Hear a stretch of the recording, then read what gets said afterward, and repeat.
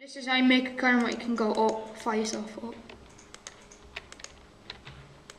What's that you're using? Diamond. Get glowstone all around it.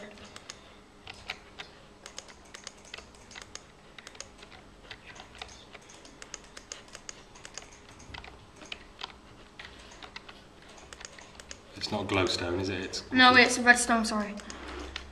Now we get the button, put it in there, make 2 holes, 2. Get 1 TNT, now get water. Now you can get TNT. Dig the holes so you can make the TNT.